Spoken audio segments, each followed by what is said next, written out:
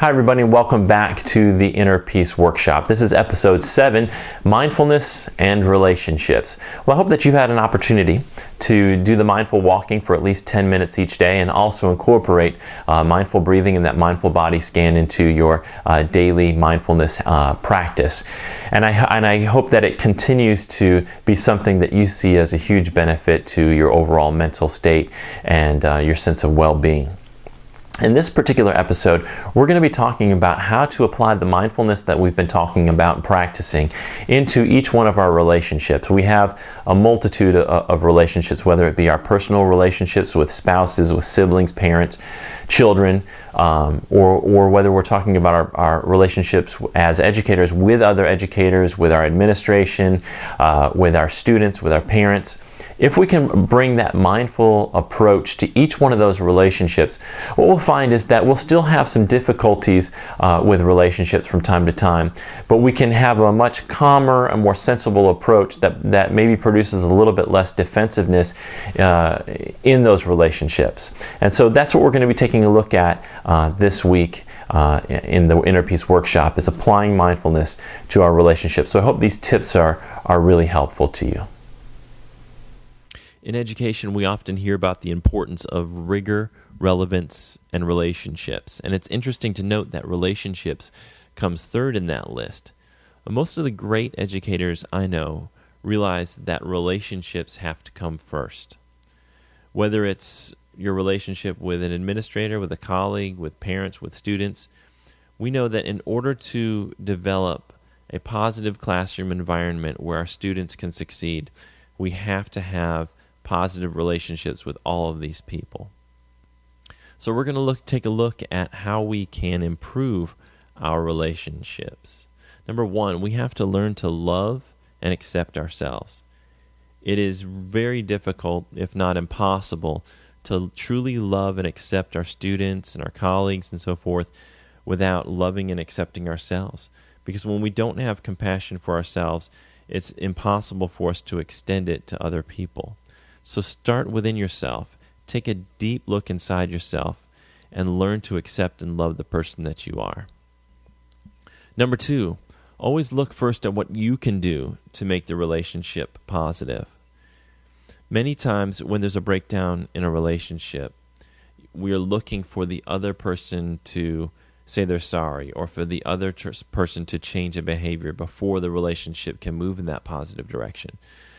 But when the relationship breaks down, we have to be willing to take an honest look at ourselves first. What have we done to contribute to the breakdown in the relationship? What mistakes have we made, and what do we have to seek forgiveness for, perhaps?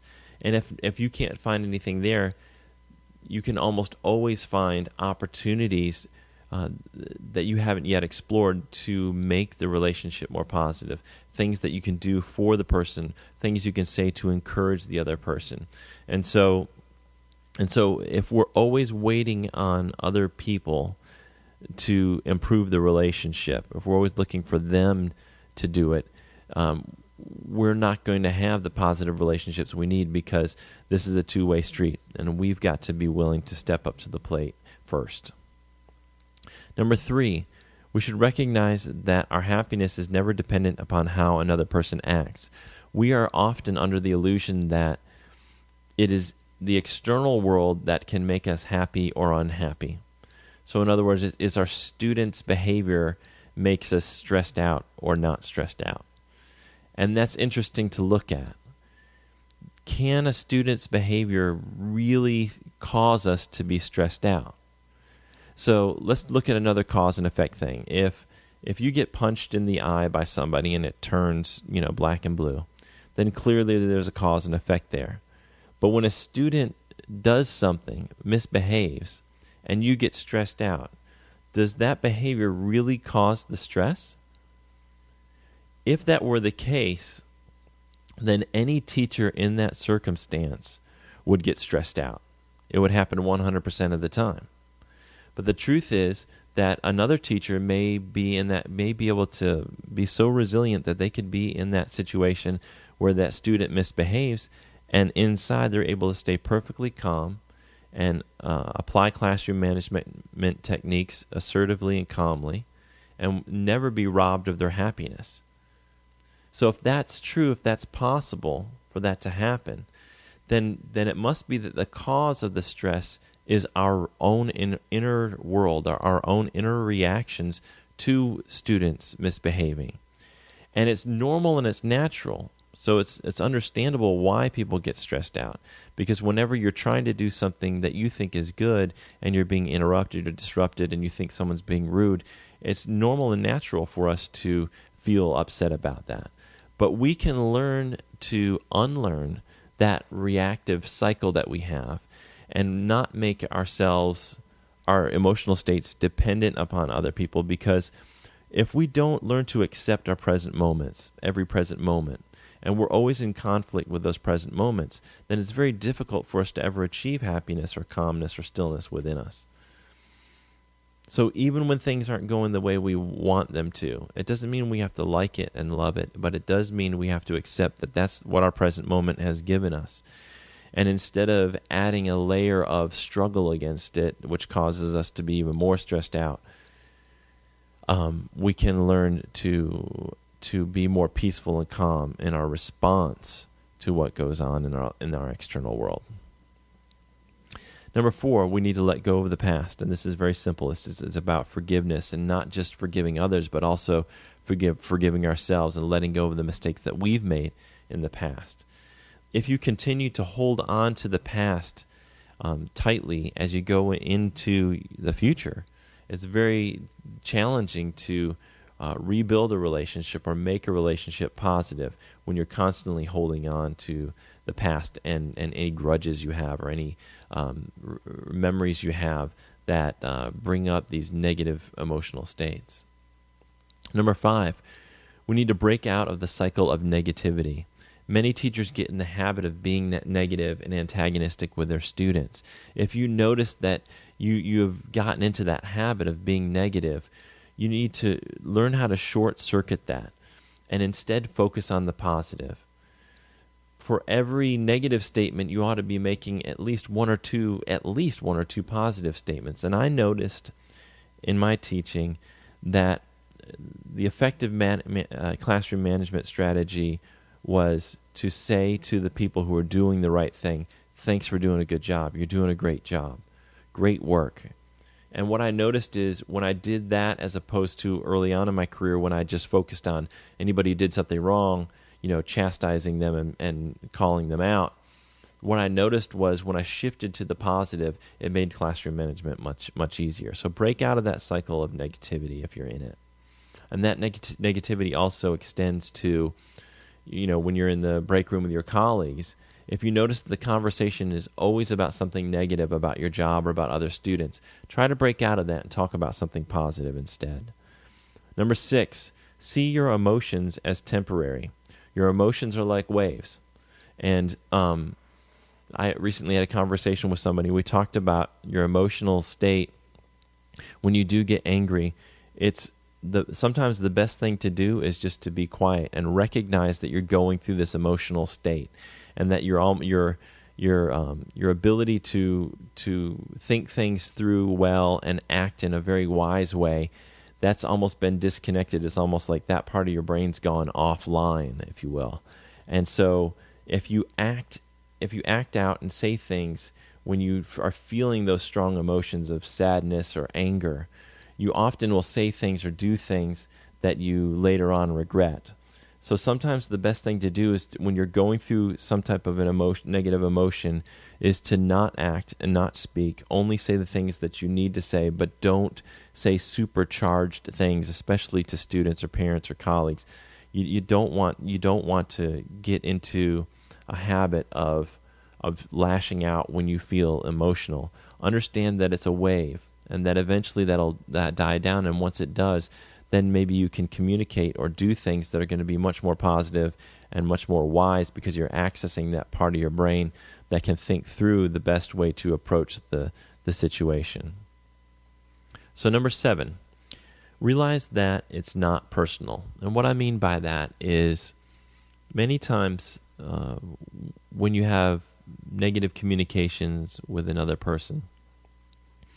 That person, you don't know everything that's going on inside another human being's life and inside their mind. Sometimes these people are coming into a meeting or coming into your classroom, and there's a tremendous amount of turmoil in their home lives or in other aspects of their lives. They may have some mental health issues. They may be dealing with some serious emotional issues. And so they may do something that you perceive as animosity or antagonism that's directed towards you as a person, and you take that personally. And what we need to do is sort of shift out of that mode. And it's so hard not to take things personally, especially when you're being called a name or you're being put down. But try to understand that negativity, it might, you just might be the target, but it's not about you. It's just about that person being unable to communicate without carrying into that communication all these other negative things that they have going on. All this sort of baggage that they're carrying into that exchange with you. So try not to take things personally, and that helps diffuse your emotional response. Number 8, practice empathy, but do not assume that the other person will respond the way you would. It's always good to try to put yourself in the other person's shoes, to try to figure out, where they're coming from and maybe what they're going through. That's very helpful because it helps you tailor your communication and your interaction with that person. It helps you be more sensitive to what it is they need. But you shouldn't ever assume that the other person is going to respond the way you would. So you may go to apologize to someone, and when someone apologizes to you, you may be perfectly willing to accept it. But when you go to apologize to this person and they don't, and your expectation is that they're going to do it the same way you would, then that can make you really feel disappointed and upset. So we have to accept the other people for where they are. We have to accept that other people are not going to respond to things the way we do. But that doesn't mean that we stop practicing empathy and stop trying to understand where it is they're coming from.